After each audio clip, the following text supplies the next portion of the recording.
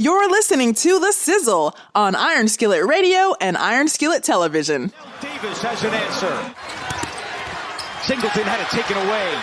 Johnell Davis in transition, trying to go coast to coast. He does! Owls back on top. Moore not scared to shoot, puts up a wild shot, no good. 4-on-4 the other way. Boyd, tough pass. Davis, yes, they need a timeout. Owls have made each of their last 4 shots. He's got Roberts on him. Roberts to the ground, and now 5 in a row for Florida Atlantic. I think Toby Anderson needs a timeout. Shot clock at 7. Davis on the wing, gets in tight and knocks it down. Goes to the corner with Martin, who slips, gets back up, and no good. Rosado inside, no. Davis has it. His shot is good, and one. What a big swing. Roberts looking for a quick answer, and he turns it over. Owls have numbers. Davis up ahead. Johnell Davis! You're listening to The Sizzle on WGVE 88.7 FM. Blessings, everybody. How everybody doing? Y'all listening to The Sizzle with Mac Dizzle, with Big J and Big G. You know who it is. You know what it is. It's The Sizzle in the building. You know who's here. Jay Sizzle's in the building. Jay Sizzle's in the building. Listen, man, the tournament is here. Tournament time is around. It's the greatest holiday of all time outside of the month of February. Not only is it Women's History Month, but it is also the tournament of tournaments, the greatest tournament of all time. Jay, I don't think there is a better tournament than the March tournament. No, this is the best tournament in the world, probably. Yeah. You know, because this is one and done. And we've seen what happens, you know, those fine 16-1, those teams that ain't supposed to win, and all those teams that are supposed to win. And we find out real quick that on any given day, people can lose. So it's real interesting. That's why I think it's the greatest tournament. It's the greatest tournament, but you know who's on the phone? Somebody that's even greater on the tournament side, and that's my man, Mac. Yo, Mike, what's going on, man? What's up, Big G? How you doing, brother? Hey, I'm good, bro. So talk to me, man. You went to the tournament. You've been there in person. You've seen it. Talk to me about what's going on in this tournament. Oh, man, this tournament, like y'all said, is one of the greatest tournaments ever. You know, it's one and done. You know, you got to bring your A game. If you don't, you go home. It's just that simple. We just seen it in the past games. Purdue was the number 1 seed and lost to FDU. Then in a barn burner, FDU went against Florida Atlantic, and Florida Atlantic had to let them know, hey, there's levels to this stuff. Even though you guys played great, you got to go home. Because it's either killed or be killed. So they sent them on their way. And the irony of that tournament was Johnell Davis, the stud out of Florida Atlantic, is Gary's own. Absolutely. Gary's own, 21st century's all-time leading scorer of their high school. Matt Painter had first dibs at this kid. Yep. Never pulled the trigger on him. The irony of it all is the team that killed you, Matt Painter, turned around and got killed by the kids you could have had. Absolutely. The irony of it is bananas. But like you guys said, killed or be killed. Absolutely. This tournament definitely lets you know who's who in the zoo.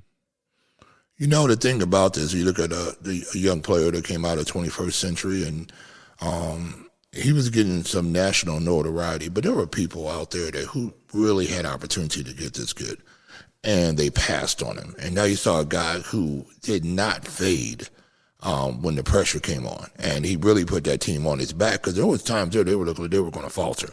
But what do you just think about the character of this kid, man, and what he's able to bring to it? And I loved him in his interview. They were trying to get him to wax poetically about some things. He said, "Look, man, I'm just trying to feed my family." You know. And it's crazy because I seen a white gentleman on Twitter. Yeah. He said to see this interview with Johnell Davis, he said, it really opened my eyes to something. He said, this kid said, I'm just trying to feed my family. Yeah. He said, this kid is no older than 20 years old. He said, he took the sole responsibility to say, I'm trying to feed my family. He said, and he's like, I don't mention this enough. You see a lot of young black kids that say that. He said, and for them to have that kind of,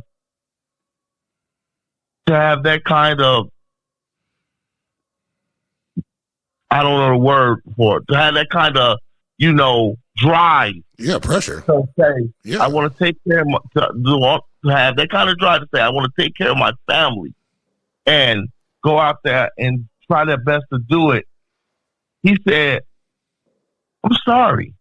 He said, our kids don't have that spunk to try to put everything on their back and say, I'm trying to do something to feed my family.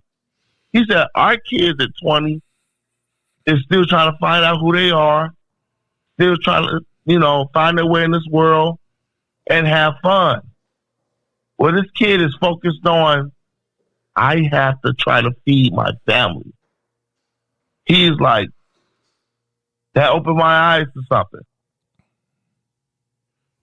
He said that opened my eyes to something. He said, he's like, I had to say that. He's like, that's crazy. He's like, because he's like, our kids, they don't got that.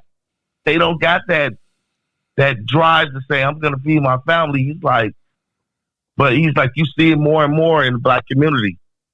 Their kids be like, I'm trying to feed my family. He's like, and that's an honorable thing that they be like, I want to do that. Well, let me ask you this.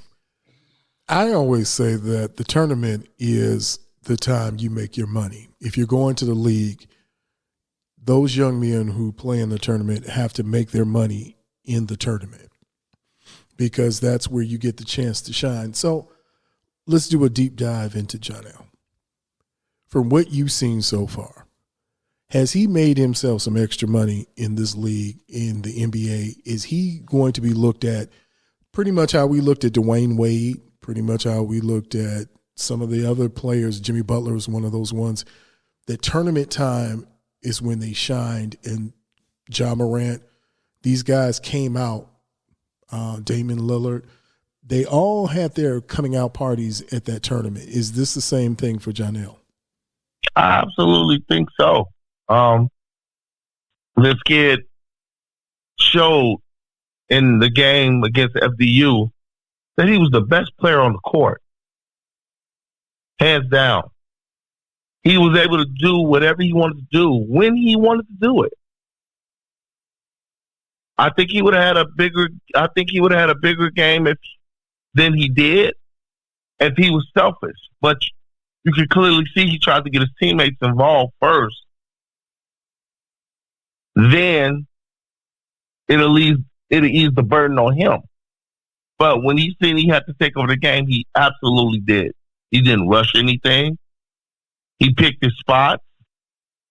He kept his teammates involved. He showed up at the right moments throughout the game. Maxita, people don't realize how good Florida Atlantic really is.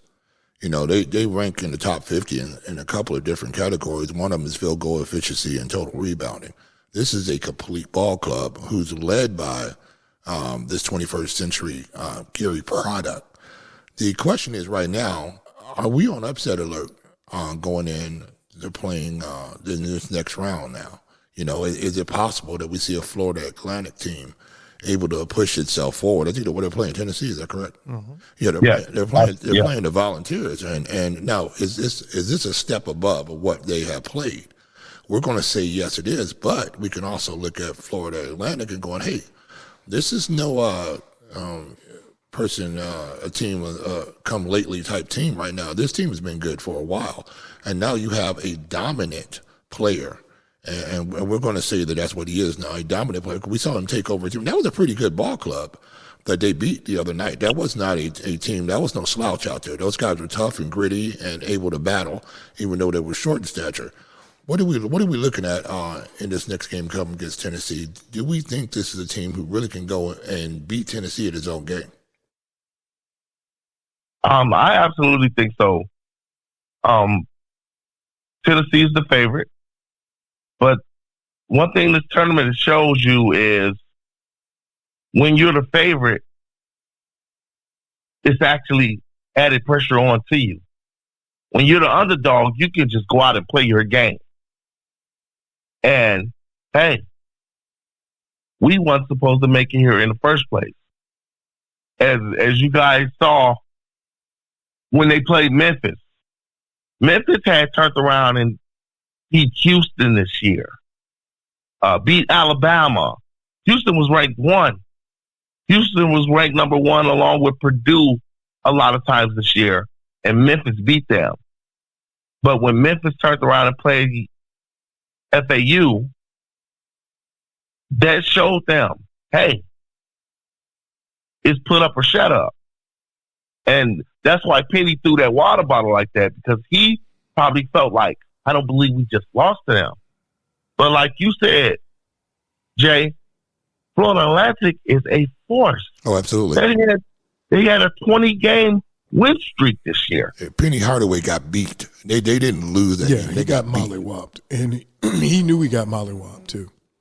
It was one of those things you saw it coming and you knew Penny had that idea. Penny was ready to walk out the door before the game ended. And there was no stopping this kid. The problem with Penny was there was no stopping this kid. Right. Well, if he wanted to get to the rack, he was getting to the rack. If he wanted to shoot the midi, he was going to shoot the midi. And he got to wherever he wanted to get to on the floor, letting you know that. But that's that gritty style of basketball that's played in the Gary area, in the Chicagoland area. This is what, when you have players coming out of this type of environment, these guys go at each other 100%. And they have all the tools in the toolbox. You know, they can rebound, they can shoot, they got a good layup package. And the thing that's really incredible about these kids, there's not a whole bunch of flash and dash. When you're coming out of the Gary, Chicagoland area, these kids get to their spots, get their ball up, and that's what they go and do. And, you know, we've seen that throughout all the great basketball players that have come out of these areas. And he's one of these kids that's going to leave a mark saying, hey, you bigger programs out here, you better start looking in the Gary area over here. We got guys who can actually play and play at a high level because of our AAU programs that we have in these areas. There's no slouches up here. So I'm looking at with Penny Hardaway, I know him slapping his water bottle. I think he was slapping his next attempt to move himself up to a bigger program or something because I think he's just overlooked that Florida Atlantic team. He thought he was he just didn't know what he was going to do with this kid. Who is the type of kid that if you leave your neck exposed, he's going to take it. And that's the same thing I'm looking at with Tennessee. I hope they're not if Tennessee's overlooking this guy, he's going to come up in there and drop 30 on you all too. So, you know, anything could happen, Max, you know that. Absolutely. The kid is definitely standing on the shoulder of giants, from God rest his soul, Renato Thomas, to Ike Eisen, to Glenn Robinson, to Kenny Lowe, to Etuan Moore, to Brandon Dawson.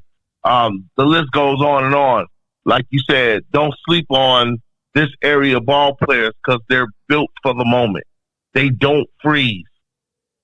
The guys have paved the way for this kid, and he's taking advantage of whatever you give him. He'll show you, he'll pick his spots. He knows what to do on the basketball court. And like you said, Jay, if Tennessee sleep on him, Tennessee will be going home. Yeah, absolutely. And here's the thing about Tennessee's ball playing too. Tennessee is like a more methodical type of basketball. It's not a really wide open push the floor, push it up the the court.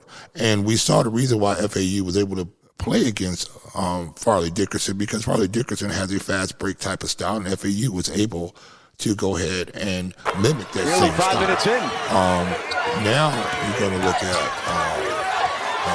Davis. a team that can move itself forward. His tops in the Tennessee NEC. that can come and run the floor too.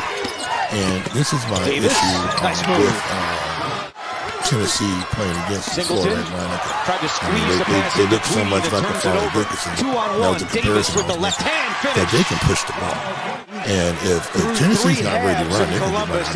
This could get embarrassing. Here in the second. Really. I agree with you 100%. Tennessee is a big bruiser team. That's what they did to Duke. They used their size and they just grind Duke. Florida Atlantic can totally run them out the gym. If that's what they choose to do, I think that'll be their biggest advantage. I think that's what they should go with.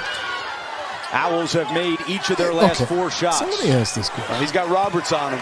There's been a lot Roberts of to the debate. ground, and now that's coming 5 in a row down. for Florida It's going Atlantic. through I think Tobin Anderson needs a timeout.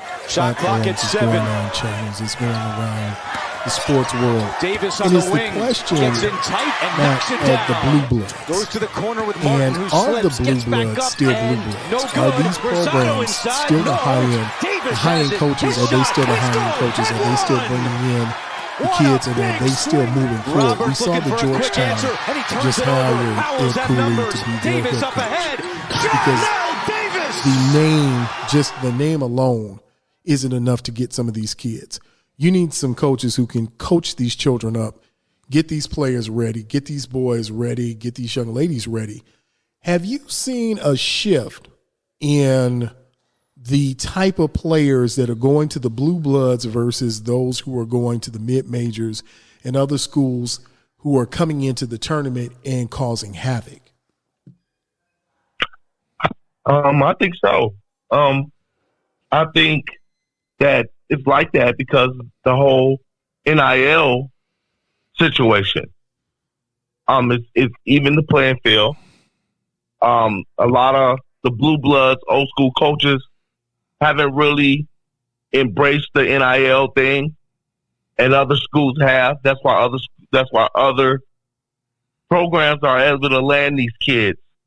And it's funny that you would mention that because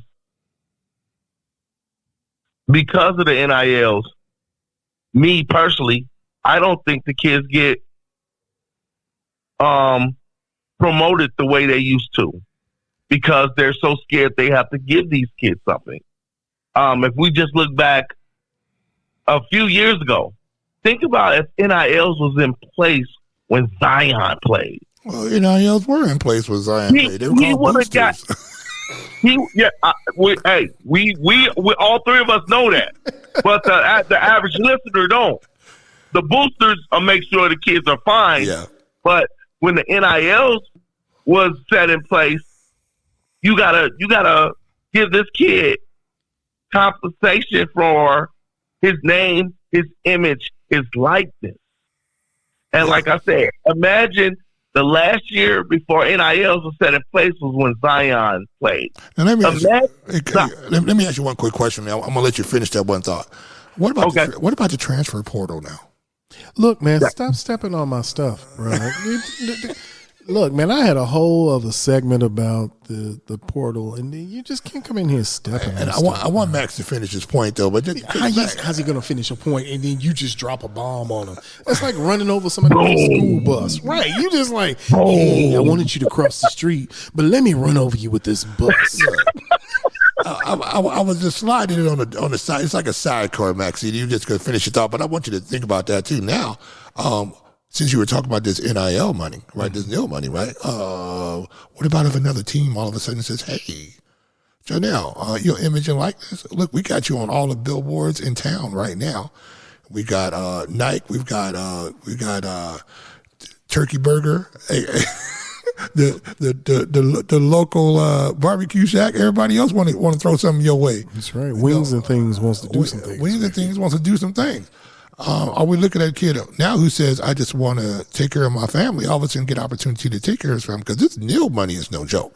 This NIL money is no joke. They're dropping big dollars at these kids right now. Could we see some movement from a Johnell Davis at some point in time, especially if he does great? Because I don't know, Maxie, I'll let you finish your point, but I don't know. Well, matter of fact, I'll let you answer that part, then we'll jump to the other side. Yeah. Then he can stay in school longer if he chooses to do so, if the NIL is really what it's all cracked up to be, because I don't have to make no decisions out of financial hardship. I'm financially comfortable where I can make sound decisions because I'm not trying to feed my family. You know, you get what I'm saying? I'm making sound decisions and I don't have to rush anything. I don't have to take anything thrown at me because I'm comfortable financially. Right. Now, are we looking at, though, is Florida Atlantic ready for this NIL? Because you have to have a whole department set up for that. I mean, there's dealing with this, dealing with the money's coming in, dealing with the offers coming in. And you wonder if these bigger, more established programs like the Kentuckys and the Memphises, because right now there's some big programs looking at right now. You know what? Johnell Davis will sure look good running around in Kentucky uniform. Because where's Kentucky at right now? Oh, they're out the tournament, ain't they? You know? Yeah. And so, are you looking at these bigger? To me, because to me it's not really pay to play, but it's almost close to it. If I could offer you more money to come here, this is back 18th century. Sports back in the day that's how they got paid. 18th century. I don't think they had a team in the 18th century. In the 1800s. That's what I'm talking about. That's the 19th Rockland Barn Brawlers. I don't know, sir. Well, the NCAAs, that's where things started happening, where guys were paying players to pay. They would go from one school to the next school, and they were just literally paying. Oh, you played for them? You played for Harvard? Well, no, we need you to come play for Princeton, so we're going to throw you some more money. Come play over in the same season. Can I interject one little thing here? Yeah. I was looking at a mock draft earlier, and the one thing the Chicago Bulls, they need now is a point guard, and that pick that they sent to Orlando, the perspective or the assumed player in there would be the Kentucky point guard. That's 6'2", probably the best defender in this class. And how those little short point guards been working out for the Bulls? Listen, they need any point guard right now. If Patrick Beverly is your starting point guard, hey, well, at least you can distribute the ball. Yeah, their big point guard. Blessings to him. I hope his knee turned out right, because they're saying this kid barely can walk. Lonzo Ball. They're saying he can barely walk, and Lonzo Ball is a hell of a baller. Oh, without doubt. So you hope his situation gets better, because he was a big point guard, and he made the Bulls go when he was out there on the floor. Right. And like you said, we went from Lonzo Ball to Patrick Beverly. Ugh. I mean, we went through a whole bunch of other ones, and then we got to Patrick Beverly. And the crazy part is this graph his surgery that he's getting ready to have has never been successful for any NBA player. Oh, thank God. Oh, wow. Well, thank God he's got some money, and his brother's still in the league when he's not injured too. Mm-hmm. It's just, but to me, that's one of those freak things that happen, and we don't know. We talked about this the other day about Chicago for whether orthopedics. We see a lot of guys going down with these major injuries with their knees and ankles and stuff like that, and they just never come back. So we wonder, I'm not throwing shade, but I'm throwing shade. Do we need to be going somewhere else, sending these guys somewhere else? Because we start seeing a lot of guys getting beat up like this. Well, wait a minute. Let's stop right here for a second. We're going to go to break, and then when we come back on the other side, we're going to talk about that transfer portal and probably talk some more about these NIL deals. We're going to talk all about that, get this all done and wrapped up. You know who's in the building. Maxie is in the building. Listen, Jay's in the building. G's in the building. All you got to do is sit back and relax, and we'll see you on the other side. Did you know that you can listen to Iron Skillet Radio on Spotify, Apple Podcasts, Google Podcasts, and Anchor? It's easy. Look for Iron Skillet Sports or hashtag Skillet_sports for our latest episodes. We are Iron Skillet Sports. Wow, bro. That's crazy. That's so love, bro. Thank you for listening to The Sizzle, the hottest sports talk in the 219, here on Iron Skillet Television and Iron Skillet Radio.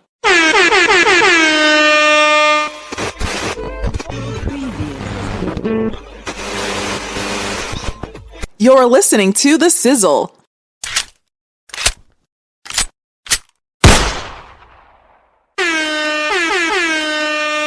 You know who it is. You know what it is. It's The Sizzle in the building.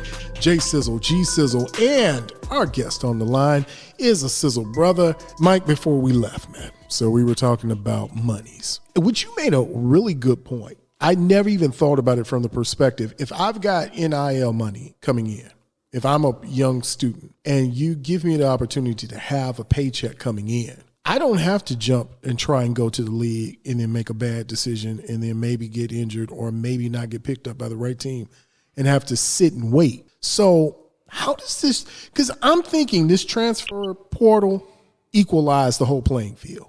This is what for at least the past 3 years where you've seen a precipitous drop. You've seen blue bloods go down and then you're wondering where these other kids are going. It's because these kids are getting tired of sitting on benches and you can't play till your senior year, senior year, because you got the hot freshman recruit that came in. But I could go someplace. I can go to a Florida Atlantic. I can go somewhere else, St. Mary's, St. John. I can go someplace else and be the number one baller. So, Mac, is this transfer portal, how do you see it? How do you see it playing out as we keep moving forward with the transfer portal? I'm not too familiar with the transfer portal. I know it exists. It gives a player another avenue, like you said, not to just sit on the bench and go somewhere else and show his talent off.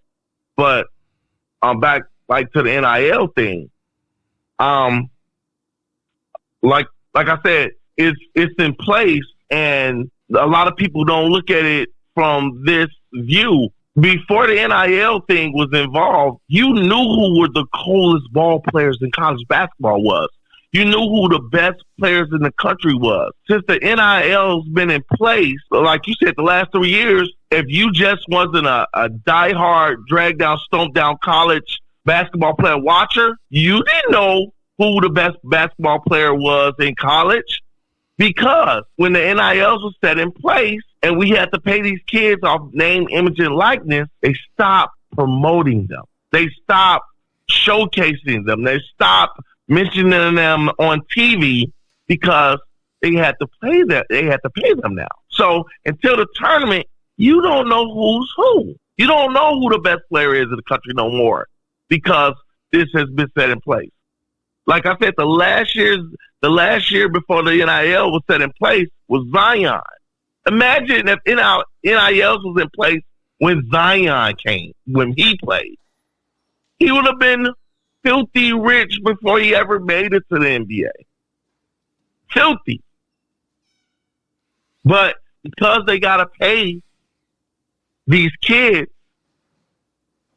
they're not promoting them like they once was. Honestly, you guys knew who the coolest basketball players was in college this year? Nope. How about last year? Did you know who the best basketball players was last year? You didn't know until tournament time. So, Maxine, that's interesting. I haven't really thought about that. Okay, so are we looking at now? You have these CBS, NBC, ESPN are not mentioning these ball players now because they know that if you mention them too often or whatever the situation that you're going to have to pay them or something like that. Is this a situation now where they're going to just promote more teams now instead of these regular ball players now? Yeah, I totally see that. That's exactly what's been happening. Yes. Then it's going to work counter. Maybe I don't know. Maybe to me that's going to work counter because we counterintuitive to what they wanted to do because we look at the NBA per se, right? You still look at that it is a individual driven league, where you look at, it's LeBron and it's all the different type of Currys and it's all these different type of players, the Embiids, and that's what they talk about, and they just happen to be playing for the 76ers or they happen to be playing for the Warriors.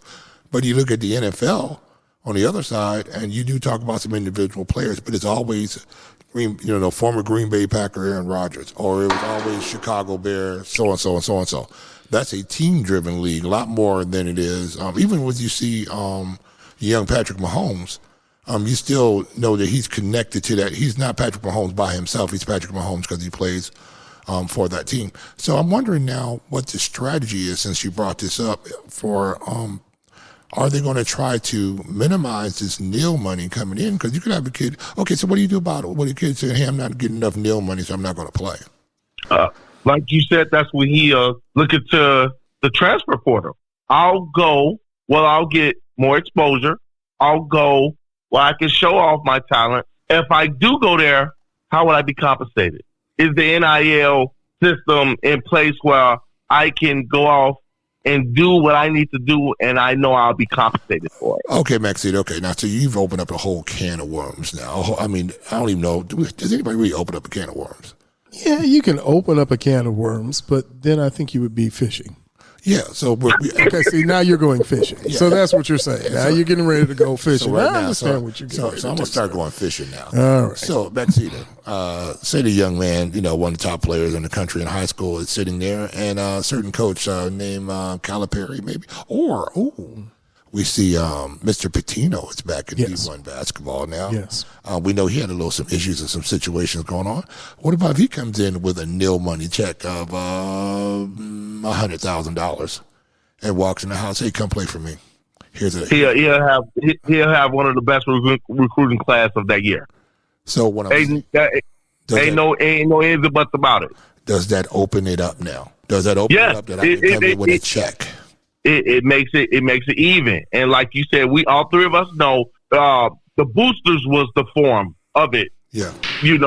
All this time. But now the NILs is set in place. Like you said, I can lure a number a 4-star, 5-star stud out of the nation's best basketball players to come to my team. Like, think about it. Think about back then. The booster thing was in place when you had a Michael Beasley playing for Kansas State. Absolutely. The booster thing was set in place when you had a 5-star stud coming out of a Vanderbilt or a Kansas State or teams along that line. The boosters were set in place, but like you said, don't sleep on Florida. Florida and California embrace the NIL idea before anybody else. Yeah, that's true. Uncle Luke. That's true. When Uncle Luke was coming along, this is what I'm thinking about right now. If I'm Rick Pitino, I'm coming in. I'm looking like Ricky Bobby. I'm coming in there with I'm coming in there with the Chick-fil-A on my shirt. I'm coming in with the Nike emblem. I'm coming with everybody who I think is going to support you. That's what I'm coming in with. But even before Uncle Luke, step back before him. You're talking about all those guys in Florida, the Warren Sapps, Dion, all of those guys. They got there somehow. Well, nobody never really answered this question. Well, I know the answer to it because he got that money coming from when he was going to sign that contract with the Yankees when he was playing for Florida. Did you see how much gold he came in when Dion came into the league with? Come on, man. Seriously, ask yourself. Come on. We everybody knew how that went. Come on, bro. You have a mother who barely can afford rent in a 1-bedroom apartment. And he was wearing the gross national product of some small countries around his neck. Their GDP. I mean, let's be honest. He had Mr. T's starter kit on. He had the Mr. T and gold chain. He did. He had Mr. T. Yeah, easy. Even Mr. T was like talking about, for real? I pity the fool, man. I got to get me one of those Deion chains. And so we look at a guy like that, who he was prime time and he made it work. So the question, shout out to Coach Prime. Oh, shout out to Coach Prime. Shout out to Colorado. Hey, the Sizzle's planning on going out. Road trip. Road trip out to Arizona because Colorado is going through Arizona, and that's my alma mater out there. So we're gonna try to make that happen. Get the Sizzle out there, and I'm trying to see him work out some sideline passes. We'll try to see what we can do. Yep. But we're gonna plan the broadcast from out there. That's coming up in this fall coming up. But the thing about it is that with this nil money coming in, and we're going to bring it back to Johnell Davis now. This is a guy who you've seen as the tournament started, especially from his championship game. He's been averaging more points, almost 20 points a game, a little bit more than that. And then you saw his outburst the other night of 29 or so. We're looking for the same thing that happened against Tennessee. Question is, do we see that he's going to end up staying at Florida Atlantic, or are we going to see our bigger programs going to come a-calling? Yeah, the bigger program in part would probably be the NBA. I don't think he would transfer to another school. I think if he was to make a move, it'll probably be to the next level. He's practically writing his own ticket with this tournament run. Yeah, the question is, though, do you think after this tournament it's time for him to come out? You know what? He seems strong, but the NBA stands for no boys allowed. Absolutely. Right. If he stayed, it would probably just to get stronger. But like I said, he's practically writing his own ticket right now. Right. With this tournament run, the country is singing this kid's praise right now. And I totally see if he was to stay, I don't think he would leave. But if he was to leave, it would be to take his talents to the next level. Yeah, he's got to go now. This game is pivotal right here. This Tennessee game. I mean, he's got to show out in this game. He's got to go in here and push the ball. He's got to be able to drop 20, 25 points on Tennessee, and be a factor.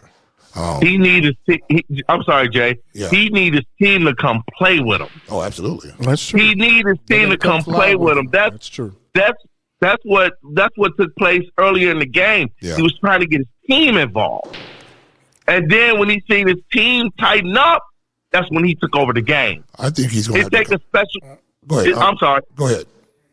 It takes a special kind of player that can take over the game like that. Every kid can't do that. When your team needs you because everybody else tighten up, I got to take it up on my shoulders to take over this game. Yeah, the kid was built for this tournament. Yeah, you know that Tennessee has seen the tape now. They know what he's going to be able to do. Oh yeah. It ain't no denying this kid now. Like you said, there's a lot of footage out there on him. They're definitely preparing for him. But guess what? That's what makes March Madness, brother. So now a lot of it has to do with this coaching staff now. This Florida Atlantic coaching staff. Can they throw in a couple of wrinkles that's going to be able to get Johnell Davis open now? Because we know they're going to run at him after a while, especially if he comes in and starts lighting up the scoreboard. Because we know he's capable of doing it, and I think he's going to have to attack early. And try to get Tennessee into foul trouble. I know they're going to run on him. So my question is right now, is he going to be able to get out of those double teams? Is he going to be able, to have the conditioning to run people off through screens and to keep moving? Because this is his pro debut right here against this Tennessee team. Because he's going to have to play like a pro now. He's going to have to move, get to his spots, use these screens, and then have opportunity to get the ball up when he has opportunity to get the ball up, because they're going to run at him. They're going to make this Florida Atlantic team beat them without Johnell Davis. I think that's what they're going to try to do, and he's going to have to impose his will on them if they're going to win this basketball game. Because we know without Johnell Davis, this is a blowout for Tennessee. And Florida Atlantic has to come and bring it. So I'm with you 100% on that, Max, that right now, I mean, there's a lot of weight on this kid's shoulders right now, because this is a feed my family moment right here. Yeah, it definitely is. They got a guy named Martin, the kid that tried to dunk at the end of the game. I didn't think that was. I didn't. Yeah, I didn't. I was not fond of that. But you got to understand, if you don't want me to show out at the end of the game, don't lose to me. Yeah, how about that? That's true, though. But, stuff like that, I'm telling you, these teams, these NBA teams, they look at stuff like that, and they're like, they're kids. That's true. But again, at the end of the day, people got to look at it. If we hold everybody to a higher standard, I don't think I would go to the kids first. I would go to the adults first. Yeah. They're kids. They're out there having fun. They're playing a game. You know what I'm saying? Should he did that? No. Everybody know the proper etiquette of when you're winning, just run the clock out. But, if this kid wanted to, get a crowd something to ooh and ah about, so he tried it. He didn't succeed. He tried it. But he's a great ball player himself. And they make a formidable 1-2 punch. So along with the big Russian guy, I think they gonna compete against Tennessee. I think they're gonna give Tennessee a good game. I think they're gonna compete. It's not no David and Goliath thing going to play Tennessee. Like I said, this team knows who they are. They've been on a 20-game win streak this year at one point in time. It's not a David and Goliath thing. I think at this time in the tournament, everybody know what it is. Everybody's going to go in their bag, and everybody's going to put their best foot forward to see who prevails. Well, with that said, we talk about Johnell Davis and him being a special player, but is he seen as a special player nationally? Once the tournament comes to a conclusion at the end, you'll get everybody, all the pundits who will say who is what. But he's not the player in the tournament that's being talked about. He's not the one that everybody is really focused on. So, Maxita, talk to me a little bit about, there's a player that's supposed to be the second coming of Jesus Shuttlesworth on Alabama. He's the do-all kid, and if it weren't for Wembanyama and it weren't for Scoot Henderson right now, we would be talking about Brandon Miller. So as you've watched the tournament and you've watched as everything's played out, what do you see in him as a player? As far as just scouting him, what do you see as who he is on the court and what he can do? Oh, Miller has a pro game. He can shoot the three. He can create his own shot off the dribble. He's definitely a stud. Besides the little slip up he had this year, that's the only thing I can see dropping his draft stock. But yeah, he's definitely a stud. He got a little banged up in the first round of the tournament, but as you can see, he's still been able to do that thing. His team is still dancing. Yeah, he's a great talent. Like you said, that's who the nation's talking about. That's who got the nation's attention. I think the sky's the limit for the kid. He's good. And again, this is another case of he's been doing this thing all year, but the tournament run is pretty much writing his ticket. Yeah, that's the ticket. The ticket where you cash it in is in the tournament run. But you know what? No. You know what we do here on the Sizzle. We keep it hot. So I'm going to tell you now, it's more than a little slip up. I mean, bruh provided the weapon that was used in a murder. Yeah, he did. He did. And like I said, again, we are talking about kids making kid mistakes. He definitely did that. He took accountability of it. He didn't pull the trigger himself. He put himself in a very, very, very immature situation.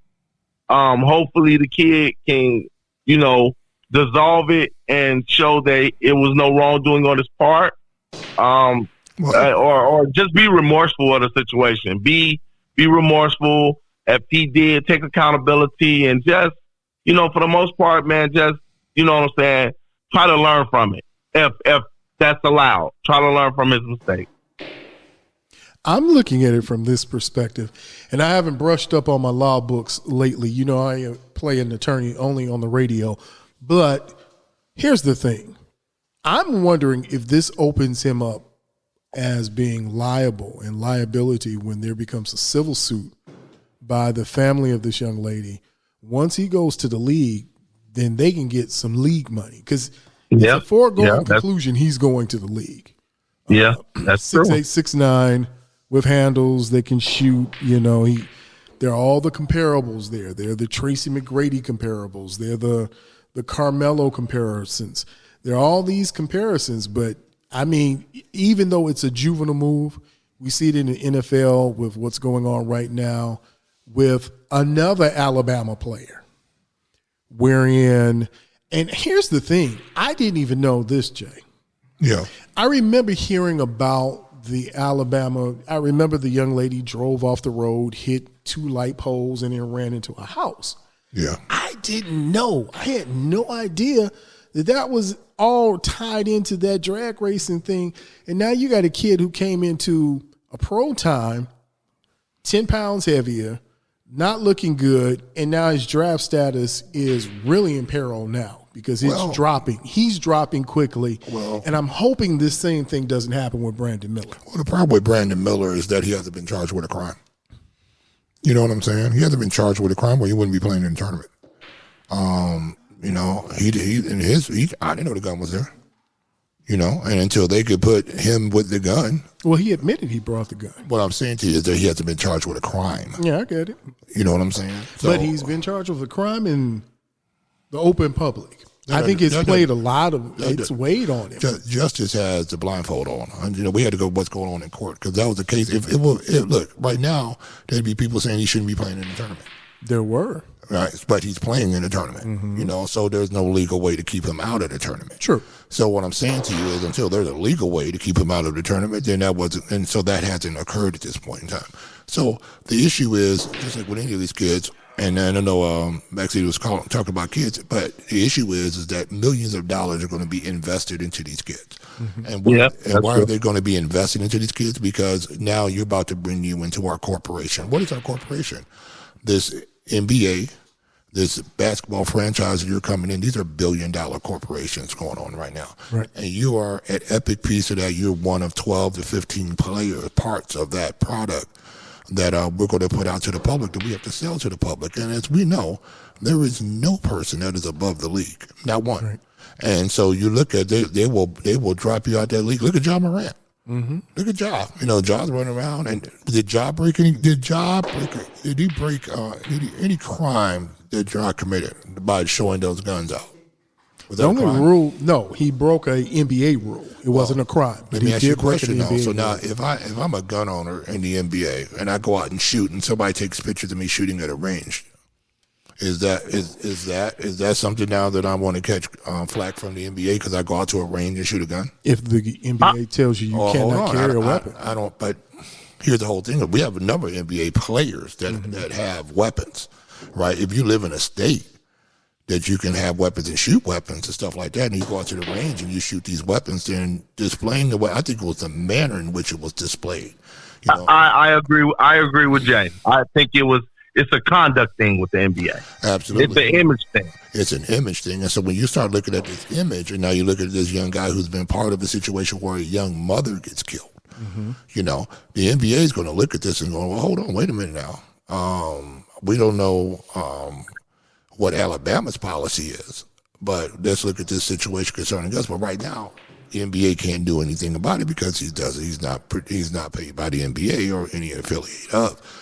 So I think you're looking at the situation. This is all culture based right now. This is, you know, our culture with our young kids. You know, you got our young kids, basketball players running around who got the bag, and all of a sudden now they want to act like they're hoodlums, and you're not a hoodlum. You know, just because you get thug life tattooed across your stomach area, don't mean that you're a thug.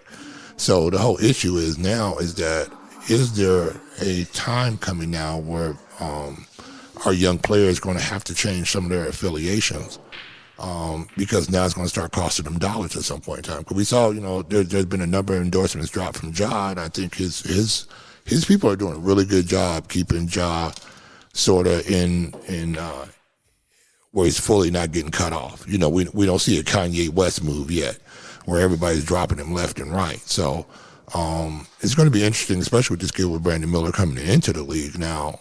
You wonder if our team's going to be worried of him, and especially the other side about it, are there going to be advertisers that are going to be worried about him? And they're going to say, hey, you got this kid and he's involved in this thing that was sort of bad. We're not going to, we're not going to buy our box seats back.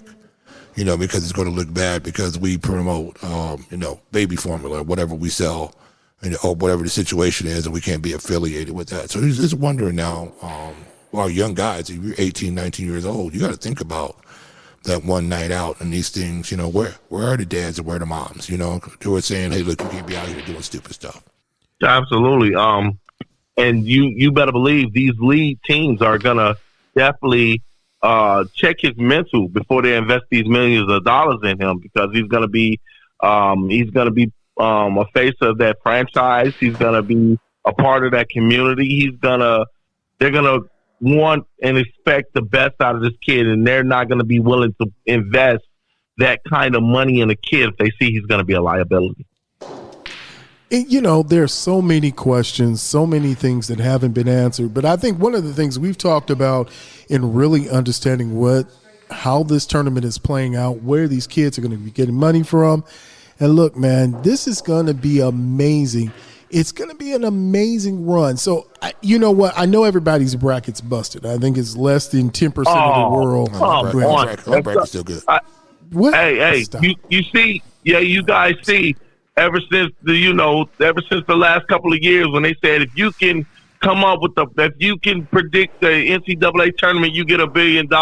We haven't heard nobody win $1 billion yet. We haven't, guys. My bracket's still good. Yeah. Really? Because I change it after every game. See, this is why you can't have this foolishness. This is why when it gets late at night, you can't have Jay Sizzle's foolishness. These are the things that happen. This Sizzle, this is my NIL. I'm trying to get that bag. Yeah, okay. All right. So listen. All right, man, you got to give us, before you get off the line, and we're going to hold you to it because I'm going to play the recording because I got the receipts. So what's your final four coming up? What's going to be your final four of players, teams? What's your final four? I see Alabama. Okay. I see UCLA. Mm-hmm. I'm biased right here. I'm pulling with them with everything that I have. I see FAU. Oh, don't do it, Maxie. Okay. And I'm pulling so hard for FAU. I don't even know who the other guys are, but I'm feeling you. But yeah, I see those three at least. I see Alabama, UCLA, FAU. Like I said, it's no Cinderellas no more. Yeah, and there's no love for Duke anywhere in there. Duke lost to Duke is gone. Tennessee. Duke is gone. I know, but nobody had love for Duke. Who does? Nobody had love for Duke. Who does have love? I definitely didn't have love for Duke. Nobody likes Duke. Ever since Christian Laettner. Laettner? Yeah. I was thinking more Vince Carter, but okay, Christian Laettner. Yeah, I definitely don't got no love for Duke. Thanks, Tennessee. I know, right? Yeah, you all are haters. But then I like it. I like it because it sets up the matchup we've been looking for. Nobody's liking Houston because that's the team I had from the beginning. All right, so give us your final four of teams. Look, I'll save that for later on in the week. So. Okay, well, I'm gonna say this right now. I just want to throw that one in Houston because we didn't think about that. I'm going to tell you right now, South Carolina's taking it all. Oh my gosh. Okay. Oh, we're in the men's tournament, right? Oh. Hey, the way Don Staley has those girls playing, they might be able to come over and do something. Look, man, I'm trying to get Don on the show. That's all. I'm just trying to get Coach Staley on the show. So you know. Oh man, hey, bro, to promote your your program the way she has promoted her program. What she's doing, yeah. South Carolina made you say, who is UConn? And I never thought I'd be able to say that. Absolutely, because Dawn Staley, that's no joke happening over there. I mean, it was UConn for all this period of time, and then was Tennessee before that. With the Lady Vols, and now it's like everything runs through Dawn Staley now. Yes. If you want to win the national championship over there where the women are, you definitely got to come see Dawn Staley. Yeah, you definitely have to go see her. Yeah. So it's definitely, but that's why I love this tournament, because anybody can, over there, when you get dominant in the women's tournament, it's hard to turn that over. You see teams like Stanford and other teams like that who go in there and they play well and they dominate for 2 or 3 solid years.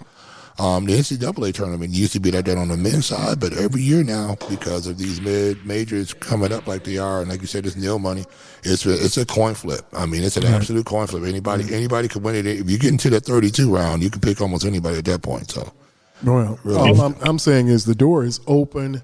The kitchen is always open for Coach Staley if she wants to come on the show and just discuss food, hoops, and life. Yeah, we're actually, too, and since you brought up food, yes. The SIZZLE is going to be doing some YouTube, putting some YouTube product out there. We're actually going to start a little cooking show. So we're going to be up here, how we make tacos. Oh, man, I'm on board for that. Yeah. I'm a big guy. I'm all on board for good food. Absolutely. We always have to make sure there's a seat weight limit, make sure we have the proper seats in. And so, big fella tear a chair up in a heartbeat. So, hey, Maxie, you ever looked at a chair and be like, oh, no, I don't think so. They be, why are you standing up? Because I don't want to be on the floor. Yeah. So thank you, man. In that. Thanks again, Mac. Appreciate it. Hey, Jay, it's always a pleasure, big fam. Oh, yeah. Talk to you soon, brother. All right, guys. All right, bro. Yeah. You're listening to The Sizzle on WGVE 88.7 FM.